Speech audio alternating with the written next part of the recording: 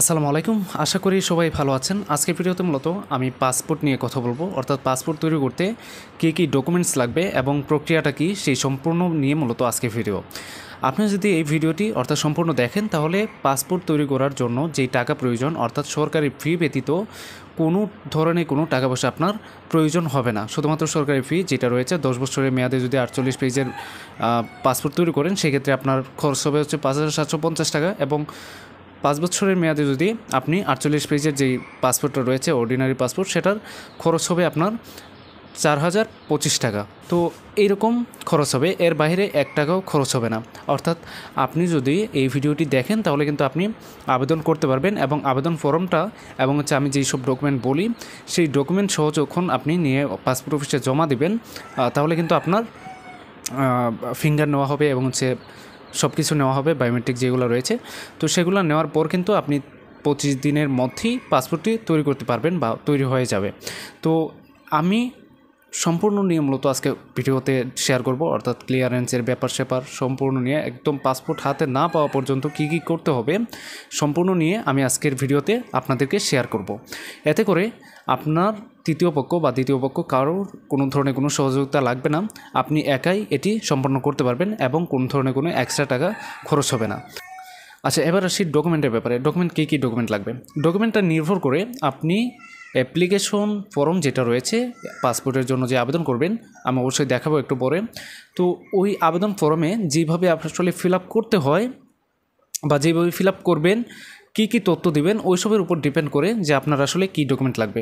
যেমন আপনি যদি বার্থ সার্টিফিকেট দিয়ে করতে চান, পাসপোর্ট তৈরি করতে চান, অর্থাৎ আপনার বয়স হচ্ছে 20 বছরের নিচে, 20 বছর বয়সের নিচে যদি আপনার বয়স হয়ে থাকে সেক্ষেত্রে আপনি বার্থ সার্টিফিকেট দিয়েও কিন্তু আবেদন করতে পারবেন বা পাসপোর্ট তৈরি করতে পারবেন। তবে এই ক্ষেত্রে যেটি হবে, 5 বছরের ওপরে যেমন 10 বছরের মেয়াদে যে পাসপোর্টটা রয়েছে সেটা কিন্তু আপনি তৈরি করতে পারবেন না। সর্বোচ্চ 5 বছর মেয়াদ যেটা রয়েছে সেই পাসপোর্টটা আপনি তৈরি করতে পারবেন বার্থ সার্টিফিকেট দিয়ে। এখন বার্থ সার্টিফিকেট দিয়ে যদি আপনি আবেদন করেন বা বার্থ সার্টিফিকেট দিয়ে যদি আপনি পাসপোর্ট তৈরি করতে চান সেক্ষেত্রে লাগবে হচ্ছে আপনার পিতামাতার এনআইডি বাধ্যতামূলক, এবং যদি আপনার শিক্ষাগত যোগ্যতা থাকে এবং সেগুলো যদি আপনি মধ্যে অ্যাপ্লিকেশন ফর্মের মধ্যে যদি উল্লেখ করেন সেই ক্ষেত্রে যেই শিক্ষাগত যোগ্যতা আপনি উল্লেখ করলেন বা যে সেটার হচ্ছে প্রমাণ বা সনদ থাকতে হবে। এবার আসি এনআইডি দিয়ে যারা করতে চাচ্ছেন, আপনার যখন 20 বছর বয়সের উপরে চলে যাবে আপনার বয়সটা, তখন এনআইডি ছাড়া কোনোভাবেই আপনি পাসপোর্টের আবেদন করতে পারবেন না বা পাসপোর্ট তৈরি করতে পারবেন না। তো সেই জন্য কী করতে হবে, অবশ্যই এনআইডি যদি আপনার না থাকে সেক্ষেত্রে এনআইডি তৈরি করে নিতে হবে। এনআইডি যদি থাকে তাহলে আপনার কী প্রয়োজন, এনআইডি শুধুমাত্র থাকলেই হবে। এছাড়া প্রয়োজন হবে নাগরিকত্ব সনদপত্র, ইউনিয়ন পৌরসভা বা সিটি কর্পোরেশন, এখান থেকে আপনি নাগরিকত্ব সনদপত্রটা কালেক্ট করে নেবেন আপনার স্থানীয় যেখানে রয়েছেন বা যেখানে আপনি বসবাস করেন সেটার নিকটস্থ যেইটাই পড়ছে আর কি, ইউনিয়ন হতে পারে, সিটি কর্পোরেশন হতে পারে বা অন্যান্য হতে পারে। তো সেখান থেকে আপনি নাগরিকত্ব সনদপত্রটা কালেক্ট করে নেবেন। তো আমরা পাইলাম কি, এনআইডি অথবা বার্থ সার্টিফিকেট, অর্থাৎ বয়সের ভেদে যদি আপনার 19 বছরের 20 বছরের নিচে হয়ে থাকে এবং আপনার এনআইডি না থাকে সেক্ষেত্রে আপনি বার্থ সার্টিফিকেট দিয়ে করতে পারবেন, পাসপোর্ট তৈরি করতে পারবেন। আর যদি আপনার 20 বছরের ওপরে চলে যায় তাহলে আপনি এনআইডি ব্যতীত কিন্তু আপনি পাসপোর্ট তৈরি করতে পারবেন না। তো সেক্ষেত্রে কিন্তু আপনার এনআইডি বাধ্যতামূলক হয়ে যাবে। তারপর প্রয়োজন পড়বে হচ্ছে পিতামাতার এনআইডি প্রয়োজন পড়বে। এছাড়া প্রয়োজন পড়বে আপনি যদি শিক্ষাগত যোগ্যতা যদি ওইখানে দেন, যেমন অ্যাপ্লিকেশনে যদি উল্লেখ করেন সেক্ষেত্রে আপনার শিক্ষাগত যোগ্যতার সনদপত্র প্রয়োজন পড়বে। এছাড়া প্রয়োজন পড়বে হচ্ছে আপনি যে ফুলফিল করলেন, অর্থাৎ আবেদনের যে অ্যাপ্লাই করলেন এই অ্যাপ্লিকেশন কপিটা প্রয়োজন পড়বে। এছাড়া প্রয়োজন পড়বে পেমেন্টের তথ্য, এবং যদি আপনি পেমেন্ট অফলাইনে করে থাকেন সেক্ষেত্রে পেমেন্ট রিসিপ্টটা প্রয়োজন পড়বে। এইগুলাই মূলত প্রয়োজন পড়বে। এখন চলুন দেখা যাক কীভাবে আবেদন করবেন। প্রথমে যে কোনো একটা ব্রাউজারে চলে যাবেন, হতে পারে ক্রোম ব্রাউজার অথবা অন্যান্য ব্রাউজার, তবে ক্রোম ব্রাউজার দিয়ে আপনার জন্য সুবিধা হবে। তো আচ্ছা, আপনি যেটা করবেন, এই পাসপোর্ট লিখে হচ্ছে গুগলে সার্চ করবেন ক্রোম ব্রাউজার দিয়ে, এবং হচ্ছে আপনারা পেয়ে যাবেন একটি, প্রথমে যে ওয়েবসাইটটি পাবেন সেটাই হচ্ছে মূলত এই পাসপোর্টের যে ওয়েবসাইট রয়েছে অফিসিয়াল ওয়েবসাইট সেটা। এছাড়া আপনি লিঙ্ক ব্যবহার করতে পারেন www.epassport.gov.bd। তো এটা লিখে হচ্ছে সার্চ করলে কিন্তু ডিরেক্ট আপনাকে এই পর্যায়ে নিয়ে আসবে, বা তাদের অফিসিয়াল যে ওয়েবসাইট রয়েছে সেখানে নিয়ে আসবে, অর্থাৎ যেটা দিয়ে আপনি পাসপোর্টে আবেদন করতে পারবেন। তারপর এখানে দেখতে পাচ্ছেন সাইন ইনে ক্লিক করবেন। সাইন ইনে ক্লিক করার পর আপনার যে ইমেল অ্যাড্রেস রয়েছে, ইমেল অ্যাড্রেস দিয়ে আপনি লগ ইন করবেন এখানে। তারপর হচ্ছে অর্থাৎ ইমেল অ্যাড্রেসটা দিয়ে দেবেন, পাসওয়ার্ডটা দিয়ে দেবেন, তারপর আই এম হিউম্যান এটাতে ক্লিক করবেন। তারপর হচ্ছে সাইন ইনে ক্লিক করবেন। সাইন ইনে ক্লিক করার পর এখানে দেখুন, এখানে লেখা আছে যে সর্বোচ্চ 6টি পাসপোর্টে আবেদন করতে পারবেন একটি ইমেল অ্যাড্রেস দিয়ে। তো আমি কি করব, এখন এখানে যেটা করতে পারি, apply for a new passport, অর্থাৎ নতুন পাসপোর্টে আবেদন করার ক্ষেত্রে apply for a new passport এটাতে ক্লিক করব। তো এটাতে ক্লিক করার পর আপনি দেখতে পাচ্ছেন এখানে 2 টাইপের পাসপোর্ট হয়, একটা হচ্ছে অর্ডিনারি আর একটা হচ্ছে অফিসিয়াল। তো আমরা অর্ডিনারি পাসপোর্ট করব, সাধারণ গ্রাহক যারা রয়েছে তাদের ক্ষেত্রে বা সাধারণ মানুষ যারা রয়েছে তাদের ক্ষেত্রে হচ্ছে অর্ডিনারি পাসপোর্ট। তো আমি হচ্ছে অর্ডিনারি পাসপোর্ট তৈরি করব। তো সেই জন্য অর্ডিনারি পাসপোর্টে রেখে সেভ অ্যান্ড কন্টিনিউতে ক্লিক করব। তো সেভ অ্যান্ড কন্টিনিউতে ক্লিক করার পর এখানে দেখতে পাচ্ছেন কিছু তথ্য দিতে বলছে। এখানে I apply for my self এটাতে যদি ক্লিক করি তাহলে অটোফিল হবে। কোথা থেকে অটোফিল হবে? ওই যে ইমেল অ্যাড্রেস ব্যবহার করছি, ওই ইমেল অ্যাড্রেসে যার নাম রয়েছে সেই নাম অনুসারে এটা অটোফিল হবে। তো আপনার যদি ইমেল অ্যাড্রেসে যদি মানে ঠিকঠাক তথ্য যদি না থাকে সেক্ষেত্রে আপনি এটা ব্যবহার করবেন না, সেক্ষেত্রে আপনি ম্যানুয়ালভাবে ব্যবহার করবেন। যেমন সিলেক্ট জেন্ডার, এখান থেকে আপনি আপনার জেন্ডারটা সিলেক্ট করে নেবেন, মেল অর ফিমেল। তারপর হচ্ছে এখানে দেখতে পাচ্ছেন গিভেন নেম, এনআইডি অনুসারে আপনার এখানে নাম দিতে বলছে। নাম হচ্ছে অর্থাৎ প্রথমের যেই নামের প্রথম অংশ দিতে বলছে এখানে, এবং পরবর্তীতে হচ্ছে নামের শেষ অংশ। অর্থাৎ আপনার নাম যদি হয় মোহাম্মদ নাজমুল, তো সেক্ষেত্রে মোহাম্মদটা দেবেন হচ্ছে উপরে অর্থাৎ গিভেন নেমে, এবং নাজমুল দেবেন হচ্ছে এইখানে অর্থাৎ নামের শেষ অংশে। তারপর হচ্ছে এখানে দেখাচ্ছে যে সিলেক্ট প্রফেশন মানে হচ্ছে পেশাটা এখান থেকে সিলেক্ট করতে বলছে। তো আপনি যদি স্টুডেন্ট হয়ে থাকেন সেক্ষেত্রে স্টুডেন্ট দিবেন, অথবা এখানে যেসব রয়েছে অর্থাৎ পেশা রয়েছে, এখানে যদি আপনার পেশার সাথে যদি যায় এরকম কিছু একটা যদি এখানে থাকে সেক্ষেত্রে আপনি এখান থেকে পেশাটা সিলেক্ট করে নেবেন, অথবা আপনি যদি স্টুডেন্ট হন সেক্ষেত্রে এখান থেকে স্টুডেন্ট সিলেক্ট করে নেবেন। তারপর এখান থেকে দেখতে পাচ্ছেন সিলেক্ট রিলিজিয়ন, মানে আপনার ধর্মের ব্যাপারে বলছে আর কি। তো আপনি এখান থেকে আপনার ধর্মটা সিলেক্ট করে নেবেন। এখানে রয়েছে ইসলাম রয়েছে, তারপর হচ্ছে খ্রিস্টান রয়েছে, এছাড়া হিন্দু রয়েছে, তারপর হচ্ছে ইসলাম রয়েছে। তো আপনার ক্ষেত্রে যেটা প্রযোজ্য সেটা আপনি এখানে সিলেক্ট করে নেবেন। সিলেক্ট করার পর এখানে যে আপনার ফোন নাম্বারটা, এই ফোন নাম্বারটা দেবেন। ফোন নাম্বারটা এটাই দেবেন যেটা আপনি সবসময় ব্যবহার করেন, কারণ এটাতে আপনার বিভিন্ন নির্দেশনা আসতে পারে, অর্থাৎ এসএমএসের মাধ্যমে বিভিন্ন নির্দেশ করতে পারে, বা আপনার পাসপোর্টটি হলো কি হলো না সেটার তথ্য আসবে মূলত এই মোবাইল নাম্বারে। তো আপনি এই মোবাইল নাম্বারটা এখানে দিয়ে দেবেন। সাপোজ আমি দিয়ে দিলাম একটা মোবাইল নাম্বার ধরেন। তো দেওয়ার পর এখানে দেখতে পাচ্ছেন send SMS application status information. তো এখানে রাইট চিহ্নতে ক্লিক করবেন, অর্থাৎ এটাতে অ্যাক্টিভ করে রাখবেন বা ইনেবল করবেন, যেন আপনার মোবাইল নাম্বারে কোনো তথ্য যদি প্রয়োজন পড়ে বা কোনো তথ্য যদি জানানোর হয় বা আপনার আবেদনটি কোন পর্যায়ে রয়েছে সেটা যদি এসএমএসে প্রদান করে থাকে তাহলে যেন এই নাম্বারটিতে এসএমএসে প্রদান করে। তো এখন এখানে দেখতে পাচ্ছেন সিলেক্ট ডিস্ট্রিক্ট অফ বার্থ, আপনার মানে কোন জেলায় জন্মগ্রহণ করেছেন এনআইডি অনুসারে, তো সেটা এখানে বা এখান থেকে সিলেক্ট করে নেবেন।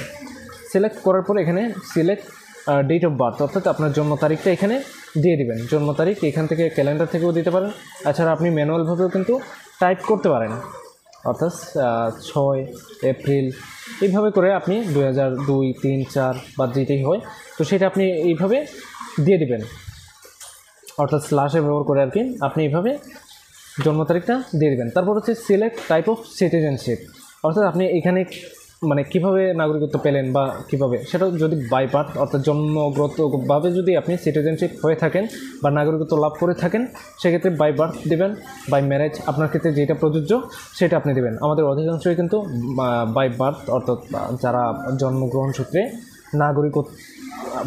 বাংলাদেশের নাগরিক তারা হচ্ছে বাই বার্থ ব্যবহার করবেন।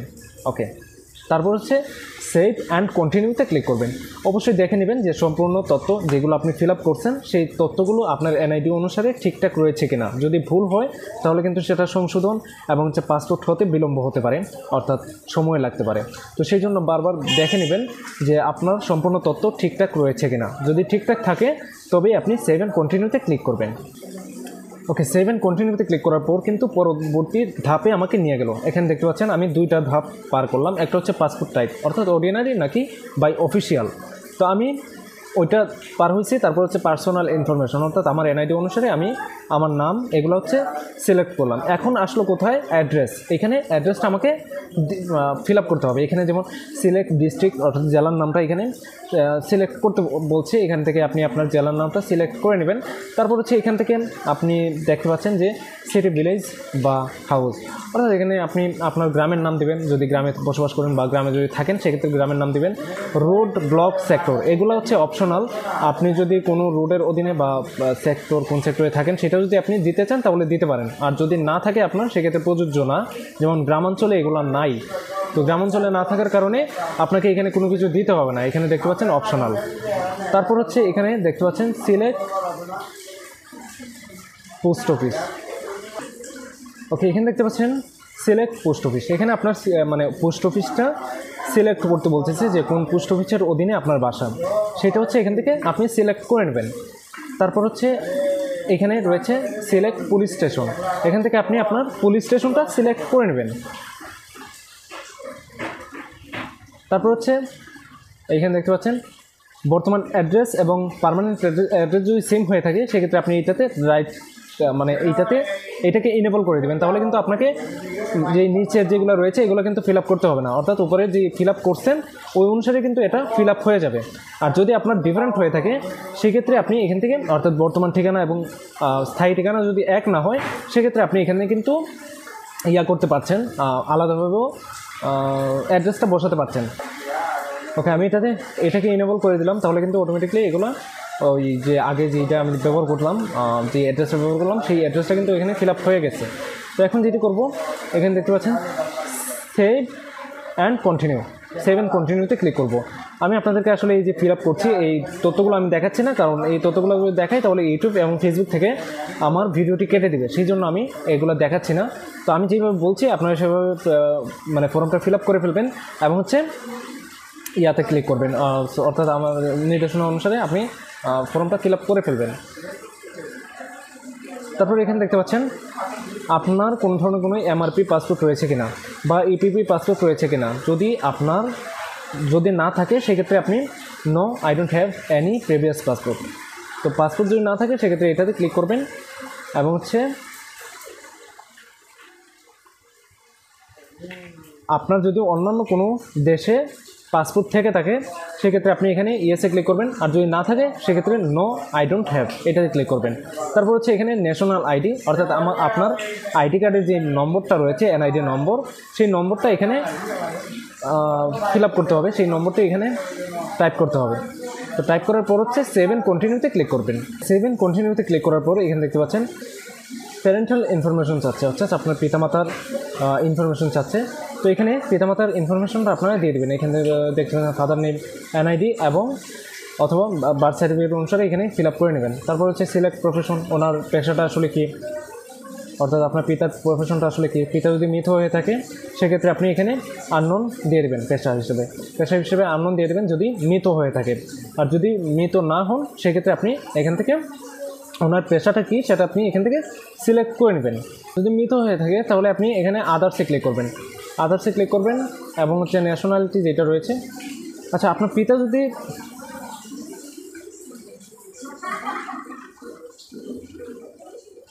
তারপর এখানে দেখতে পাচ্ছেন প্যারেন্টাল ইনফরমেশন। তো এখানে আসলে পিতামাতার ইনফরমেশন চাচ্ছে। তো পিতামাতার ইনফরমেশন আপনি এখানে ফিল আপ করে নেবেন। এখানে দেখতে পাচ্ছেন ফাদার্স নেম চাচ্ছে এনআইডি এবং অথবা বার্থ সার্টিফিকেট অনুসারে। তো আপনি এখানে বার্থ সার্টিফিকেট বা এনআইডি অনুসারে আপনার পিতার নামটা দিয়ে দেবেন ইংরেজিতে।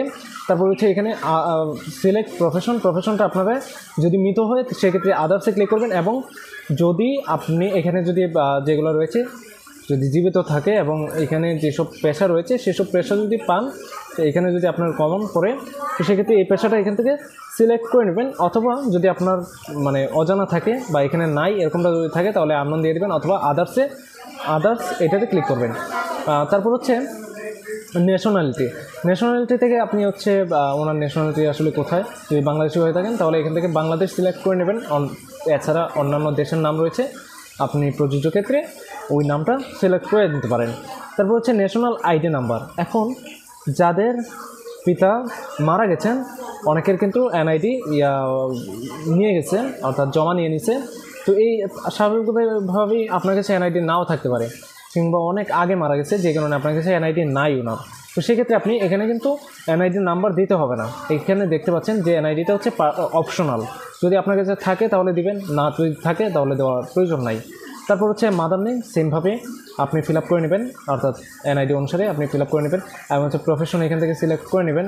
এখানে রয়েছে হাউজেস রয়েছে, হাউজেস সহ এখানে বিভিন্ন প্রফেশন রয়েছে, যে প্রফেশন আপনার ক্ষেত্রে প্রযোজ্য বা আপনার মায়ের ক্ষেত্রে প্রযোজ্য সেটা আপনি এখান থেকে সিলেক্ট করে নেবেন। তারপর হচ্ছে ন্যাশনালিটি, যেখানে নাগরিকত্ব উনি বা জাতীয়তা ওনার কোথায় সেটা আপনি এখান থেকে সিলেক্ট করে নিতে পারবেন, এবং ন্যাশনাল আইডি কার্ডটা বা আইডি কার্ডের নাম্বারটা এখানে সিলেক্ট করে ফেলতে পারবেন। তো সিলেক্ট করার পর আপনি যেটি করবেন, 7 কন্টিনিউতে ক্লিক করবেন। 7 কন্টিনিউতে ক্লিক করার পর কিন্তু পরবর্তী ধাপে চলে গেল। এখন আমরা কত নাম্বার ধাপে রয়েছে এখানে দেখতে পাচ্ছেন। পাসপোর্ট টাইপ একটা পার করলাম, তারপর হচ্ছে পার্সোনাল ইনফরমেশন এটা পার করলাম, এবং হচ্ছে অ্যাড্রেস পার করলাম, আইডি ডকুমেন্টস এগুলো পার করলাম, তারপর হচ্ছে প্যারেন্টাল বা পিতামাতার যে তথ্য রয়েছে সেটা আমরা পার করলাম। এখন রয়েছে হচ্ছে স্পাউস ইনফরমেশন। যদি আপনি বিবাহিত হয়ে থাকেন সেক্ষেত্রে এখান থেকে বিবাহিত ম্যারিড, আর যদি আপনি বিবাহিত না হন সেক্ষেত্রে সিঙ্গেল এখান থেকে সিলেক্ট করবেন। এবং প্রযোজ্য ক্ষেত্রে যেটা আপনার ক্ষেত্রে প্রযোজ্য, ডিভোর্স হলে ডিভোর্স, এবং অর্থাৎ আপনার ক্ষেত্রে যেটা প্রযোজ্য অর্থাৎ মার্টিয়াল স্ট্যাটাস যেটা প্রযোজ্য সেটা আপনি এখান থেকে সিলেক্ট করবেন। তারপর হচ্ছে 7 কন্টিনিউতে ক্লিক করবেন। তারপর এখানে দেখতে পাচ্ছেন ইমার্জেন্সি কন্ট্যাক্ট। তো ইমার্জেন্সি কন্ট্যাক্ট হিসেবে আপনি কাকে রাখতে চাচ্ছেন ওনার তথ্যটা এখানে দিয়ে দেবেন, অর্থাৎ জরুরি অবস্থায় কার সাথে যোগাযোগ করতে পারেন, তো সেটা আপনি এখান থেকে সিলেক্ট করে নিতে পারেন। তো আপনি যদি ভাইকে রাখতে চান তাহলে ব্রাদার, তারপর হচ্ছে ভাইয়ের নাম, এনআইডি, পাসপোর্ট, বার্থ সার্টিফিকেট অনুসারে, অর্থাৎ যাকে আপনি ইমার্জেন্সি কন্ট্যাক্ট হিসেবে রাখতে চাচ্ছেন ওনার এনআইডি অনুসারে এখানে নামটা দিয়ে দেবেন। এবং হচ্ছে ওনার জন্ম কোথায় কি এগুলো আপনি দিয়ে দেবেন, বা তথ্য দিয়ে দেবেন আর কি, ওনার অ্যাড্রেস, জন্ম না সরি, ওনার ঠিকানাটা এখান থেকে দিয়ে দেবেন। ইমেল অ্যাড্রেস যদি থাকে তাহলে দিয়ে দেবেন। এছাড়া পুলিশ স্টেশন এগুলো তো আপনারা অবশ্যই পারবেন। এখান থেকে আপনি আপনার প্রযোজ্য বা প্রয়োজনীয় যেসব ঠিকানা রয়েছে, তো এখান থেকে আপনার ক্ষেত্রে যেটা প্রযোজ্য সেটা এখান থেকে সিলেক্ট করে নেবেন। যেমন সিলেক্ট পোস্ট অফিস কোথায় পড়লো সেটা আপনি সিলেক্ট করবেন। সিলেক্ট করার পর সেন্ড SMS, অর্থাৎ ওনার নাম্বারটাও এখানে বসাতে হবে। ইমার্জেন্সি কন্ট্যাক্ট হিসেবে যাকে ব্যবহার করছেন বা যার নাম ব্যবহার করছেন, তো ওনার কন্ট্যাক্ট নাম্বারটা এখানে দিয়ে, যদি আপনি SMS অর্থাৎ অ্যাপ্লিকেশন স্ট্যাটাস ইনফরমেশন যদি এই মোবাইল নম্বরও চান সেক্ষেত্রে আপনি এখানে যে অপশনটা রয়েছে এটা এনেবল করে দেবেন, তাহলে কিন্তু এই নাম্বারেও পাসপোর্টের অবস্থার SMS চলে আসবে। আচ্ছা, 7 কন্টিনিউতে ক্লিক করার পর এখানে কিন্তু চলে আসলো পাসপোর্টের যে পেমেন্টের যে পেপার সেপার বা কত বছর মেয়াদে আপনি আসলে পাসপোর্ট তৈরি করতে চাচ্ছেন সেসবের তথ্য। তো এখন এখানে দেখতে পাচ্ছেন 48 পেজের যে পাসপোর্টটা রয়েছে সেটা হচ্ছে 5 বছরের মেয়াদে করা যাবে, এবং 5 বছরের মেয়াদে যদি করতে চান তাহলে আপনার 4025 টাকা সরকারি ফি প্রদান করতে হবে। আর যদি আপনি 10 বছরের মেয়াদে করতে চান 48 পেজের যেটা, সেটা হচ্ছে 5750 টাকা। তো আপনি আসলে কোনটা বা আপনার ক্ষেত্রে যেটা প্রযোজ্য, যেটা আপনি করতে চাচ্ছেন সেটা আপনি এখান থেকে সিলেক্ট করে নেবেন। যদি 5 বছরের জন্য করতে চান তাহলে 5 বছর সিলেক্ট করবেন, আর যদি 10 বছরের জন্য 10 বছরের জন্য পাসপোর্ট তৈরি করতে চান তাহলে 10 বছর এখান থেকে সিলেক্ট করে নেবেন। সিলেক্ট করার পর আপনি যেটি করবেন 7 কন্টিনিউতে ক্লিক করবেন। তারপরে এখানে দেখতে পাচ্ছেন রেগুলার নাকি এক্সপ্রেস ডেলিভারি। যদি আপনার ক্ষেত্রে রেগুলার হয়ে থাকে সেক্ষেত্রে রেগুলার সিলেক্ট করবেন, আর যদি আপনার দ্রুত সময়ের প্রয়োজন পড়ে সেক্ষেত্রে আপনি এক্সপ্রেস ডেলিভারি এটা সিলেক্ট করবেন, তাহলে কিন্তু আপনার রেটটা বাড়বে এবং দ্রুত সময়ে আপনি পাসপোর্টটা সম্পন্ন করতে পারবেন বা পাসপোর্টটা আপনার তৈরি হবে। তো আপনি আপনার ক্ষেত্রে যেটা প্রযোজ্য সেটা আপনি এখান থেকে সিলেক্ট করে নেবেন। এখানে যেটাতে ক্লিক করবেন সেই অনুসারে কিন্তু এখানে প্রাইসটা চলে আসবে বা ফি সরকারি যে ফিটা রয়েছে সেটা এখানে দেখাবেন যে কত টাকা পেমেন্ট করতে হবে। তো এখন আমি রেগুলার দিয়ে দিলাম এবং হচ্ছে সেভ এন্ড কন্টিনিউতে ক্লিক করলাম। আপনার ক্ষেত্রে যেটা প্রযোজ্য সেটা আপনি সিলেক্ট করবেন। তারপরে এখানে দেখতে পাচ্ছেন সম্পূর্ণ তথ্য চলে আসছে। আমি এটা আসলে আপনাদেরকে জাস্ট দেখানোর জন্য এই আবেদনটা করলাম বা আবেদন ফর্মটা ফিল আপ করলাম। তো এখানে অনেক কিছুই আমি ভুল দিচ্ছি ইচ্ছা করে, তো আপনারা অবশ্যই ভুলটা করবেন না। যদি এখানে আসার পর যদি দেখেন যে কোনো ধরনের কোনো ভুল হয়েছে বা ভুল যদি আপনার ধরা পড়ে, সেক্ষেত্রে আপনি এখানে দেখতে পাচ্ছেন পাশেই রয়েছে এডিট নামে একটা অপশন রয়েছে। তো এডিটে ক্লিক করবেন। এডিটে ক্লিক করলে কিন্তু আপনি সেই পর্যায়ে চলে যাবেন এবং সেটা ঠিক করে ফেলতে পারবেন। সেটা সম্পাদন করার পর আবারও সেভ এন্ড কন্টিনিউতে ক্লিক করবেন, তাহলে কিন্তু এখানে কারেকশন হয়ে যাবে। তো সম্পূর্ণ যদি আপনার ঠিকঠাক মনে হয়, অর্থাৎ সম্পূর্ণ দেখে যদি আপনার কাছে ঠিকঠাক মনে হয়, তাহলে আপনি যেটি করবেন, এখানে দেখতে পাচ্ছেন আমি শপথ করে বলছি যে আবেদন পরে প্রদত্ত সকল তথ্য সত্য। আমি পাসপোর্ট আইন ও বিধিবিধান সম্পর্কে অবগত আছি। কোনো অসত্য তথ্য প্রদান, অর্থাৎ আপনি কোনো ধরনের কোনো অসত্য তথ্য প্রদান করেন নাই। এই অঙ্গীকার করে আপনি এটাকে ইনেবল করে দিবেন। ইনেবল করার পর আপনি যেটি করবেন, একটু নিচে চলে যাবেন। তারপরে এখানে দেখতে পাচ্ছেন confirm and proceed to payment, এটাতে ক্লিক করবেন। তো এখানে যদি সব কিছু ঠিকঠাক থাকে তাহলে আপনি confirm and process to payment, অর্থাৎ আপনি কনফার্ম করে পেমেন্টে চলে যেতে পারবেন এইখানে ক্লিক করে। অর্থাৎ এরপরে কিন্তু আর কোনো ধরনের কোনো সংশোধন করা যাবে না। তো সেই জন্য ভালোভাবে দেখে নেবেন, দেখে হচ্ছে আপনি কনফার্ম অ্যান্ড প্রসেস টু পেমেন্টে ক্লিক করবেন। এখানে আবার ওয়ার্নিং দিবেন, তারপর হচ্ছে আপনি এখানে confirm and process to payment এটাতে ক্লিক করবেন। ওকে, তারপরে এখানে দেখতে পাচ্ছেন চলে যাবেন, নিচে দেখতে পাচ্ছেন পেমেন্ট অপশন পাবেন। তো পেমেন্ট অপশন থেকে আপনি কীভাবে পেমেন্ট করতে চাচ্ছেন সেটা আপনি এখান থেকে সিলেক্ট করে নেবেন। যদি অনলাইনের মাধ্যমে এখনই আপনি বিকাশের মাধ্যমে পেমেন্ট করতে চান, সেক্ষেত্রে অনলাইন পেমেন্টে ক্লিক করবেন এবং কন্টিনিউতে ক্লিক করে পরবর্তী প্রসেসে যাবেন। আর যদি অফলাইনে পেমেন্ট করতে চান তাহলে অফলাইন পেমেন্টে ক্লিক করবেন এবং হচ্ছে কন্টিনিউতে ক্লিক করবেন। আপনি অ্যাজ চালানের মাধ্যমে আপনি পরবর্তীতে করতে পারবেন, পেমেন্টটা করতে পারবেন। আর যদি আপনি অনলাইনের মাধ্যমে পেমেন্ট করতে চান তাহলে অনলাইন পেমেন্টে ক্লিক করবেন এবং কন্টিনিউতে ক্লিক করবেন। কন্টিনিউতে ক্লিক করার পর এখানে নিয়ে আসবে। এখানে আনার পরে হচ্ছে আপনি বিকাশ বা নগদ যেটা আপনি বা যেভাবে আপনি আসলে যেটার মাধ্যমে পেমেন্ট করতে চাচ্ছেন সেটা এখান থেকে সিলেক্ট করবেন। তারপর হচ্ছে এখানে পে এত টাকা এখানে ক্লিক করবেন। এখানে দেখেন 4025 টাকা হচ্ছে সরকারি যে নির্ধারিত ফি রয়েছে সেই ফিটা, এবং হচ্ছে এর সাথে আরও কিছু টাকা সার্ভিস চার্জ হিসেবে যুক্ত হয়েছে। অর্থাৎ আপনি যে বিকাশে পেমেন্ট করতে চান এই বিকাশের সার্ভিস চার্জ বাবদ আরও কিছু টাকা এখানে যুক্ত হয়েছে, যেমন 4025 প্রায় 8-9 টাকার মতো এখানে যুক্ত হয়েছে। তো এখানে ক্লিক করবেন, এখানে ক্লিক করবেন, ক্লিক করার পর পে এত টাকা এটাতে ক্লিক করবেন। এখানে ক্লিক করার পর আপনি আপনার বিকাশ নাম্বারটা দিয়ে দেবেন, কনফার্মে ক্লিক করবেন। আপনার মোবাইল নম্বরে বা বিকাশ নম্বরে একটি ওয়ান টাইম পাসওয়ার্ড যাবে, সেই ওটিপিটা এখানে বসাবেন। তারপর হচ্ছে আপনি পিন নাম্বার দিয়ে দেবেন, আপনার বিকাশ অ্যাকাউন্ট থেকে টাকাটা কেটে নেবেন এবং হচ্ছে আপনি একটি পাবেন, অর্থাৎ যে আপনি যে পেমেন্ট করছেন পেমেন্ট রসিদ পাবেন এখানে। সেই পেমেন্ট রসিদটা এখান থেকে আপনি সংগ্রহ করে নেবেন বা প্রিন্ট আউট করে ফেলবেন।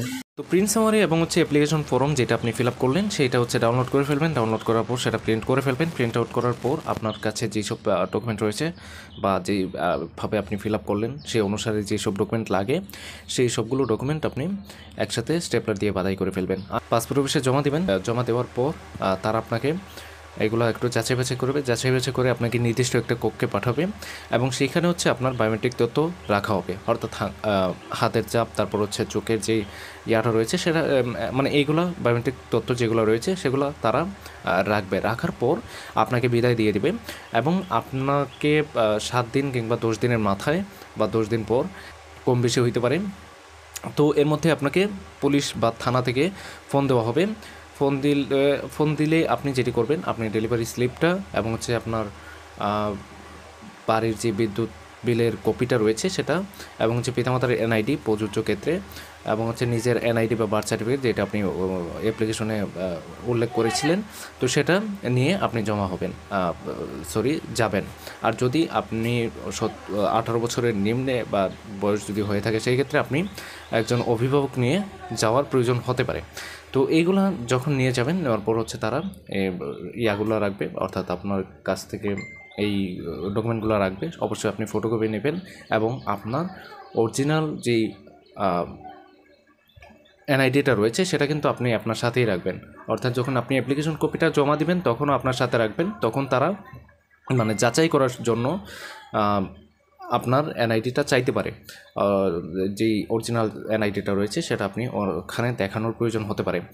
তো সেই জন্য আপনি অবশ্যই আপনার অরিজিনাল যেই এনআইডি কার্ডটা রয়েছে সেটা অবশ্যই আপনার সাথে রাখবেন।